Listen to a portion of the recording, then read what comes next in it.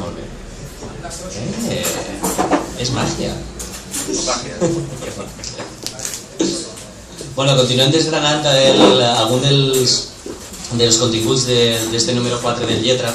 Òscar Rueda ha fet un reportatge brutal d'un espai que és el de la Creu Coberta, que és un espai que a més té el valor...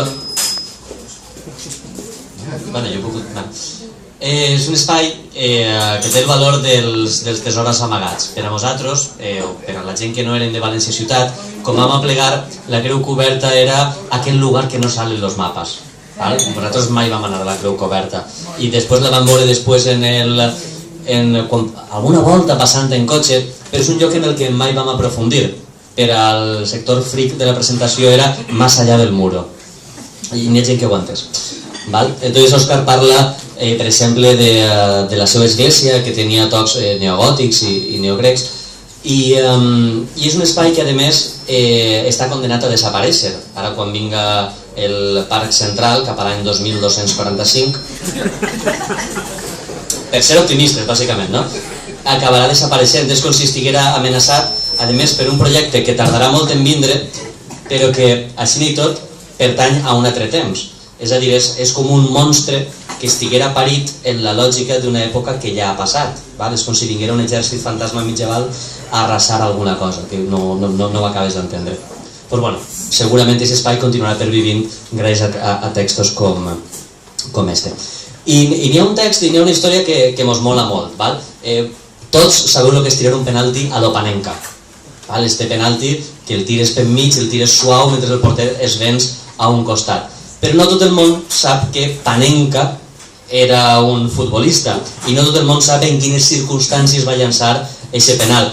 I el que sí que no ha fet pràcticament ningú és el que ha fet Vicent Gilet, d'acompanyar a Tonda per Barcelona revivint aquella època. Parlant d'anacronismes, era caminar en un anacronisme vivent que encara es va emocionar quan es van obrir les portes del nou camp i va poder veure l'herba, va poder entrar a l'estadi, i Vicent ha sigut un testig absolutament privilegiat d'esta història de Tonda.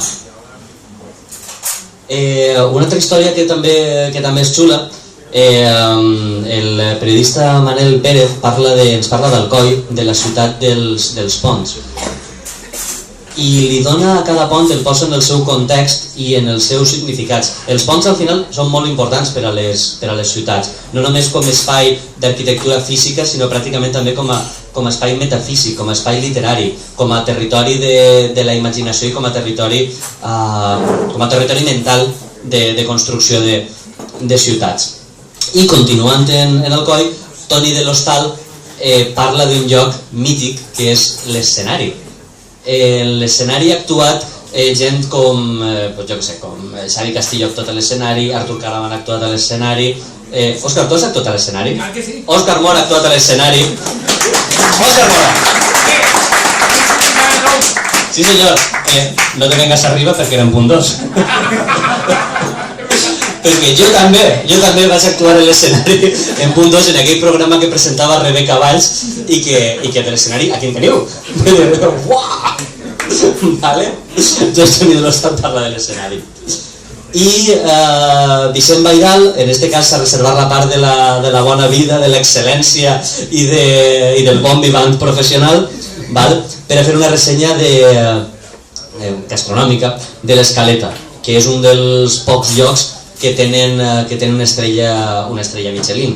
Segurament estarà da Costa i alguna més n'hi haurà per així. Sí? Bueno, doncs un dels que tenen, sí, bueno, ara alguna més que tindré per ahí. I a més està molt bé perquè es dedica a parlar de bona gastronomia, és capaç de fer bona literatura d'aquesta gastronomia i a més és capaç de crear un conflicte entre comarques i entre poblacions pel mateix preu de Calbot. I ell us ho va contar molt millor tota aquesta part i a desgranar també la part històrica. Vicent Baidal.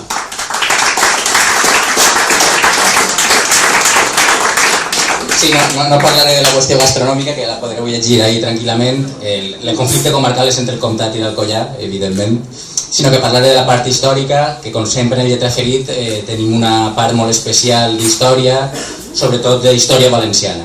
tenim 3 peces, per ordre cronològic. Tenim una de Dani Reverter que escriu sobre la caiguda de Constantinoble en 1453, una altra d'Òscar Rueda que escriu sobre les primeres vistes valencianes que tenim de la ciutat de Cap i Casal en 1563 i finalment la que faig jo sobre l'exili dels maulets valencians. Quant a la primera peça, la de Dani Reverter, la caiguda de Constantinoble a mitjan segle XV, com tots sabeu, és una fita en la història de la humanitat, tant que els historiadors separem l'edat mitjana de l'edat moderna posant com a fita o la conquesta d'Amèrica en 1492 o la caiguda de Constantinoble en 1453. En la caiguda de Constantinoble va caure també Bizanci, l'imperi romà d'Orient que havia existit durant més de 1000 anys, del segle III al segle XV. I a més, Constantinoble, que té tota una aureola mítica, és la capital del Cor d'Or, la capital que uneix Europa i Àsia, la capital de Santa Sofia, la capital de la batalla de l'Iconoclasta i l'Església Ortodoxa, una ciutat immensa com pot comprovar qualsevol que vagi a Istanbul, que és el nom que li van donar els otomans a Constantinoble. Doncs, en la defensa final de Constantinoble, en 1453,